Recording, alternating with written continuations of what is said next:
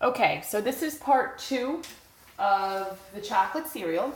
Just want to show you what this looks like. So this has been in my dehydrator probably 18 hours. You can tell it's still darker in the middle, so it's definitely still wet. But this is the point where I flip it, and I tend to do this over my sink, but it's pretty solid. If I did this at a different point, it might be a little bit sticky still in that Teflon, but I really let it dry out a good part. So I just flip it over, or just basically take this Teflon. Like, flipping had no point unless it was stuck to that Teflon, and the only way I would get it is to flip it. So since it was dried, I didn't necessarily need to do that. Just take the Teflon, and then I start breaking it up. So it's still moist, like I said, in the middle. So this helps, get more air to where it needs to be.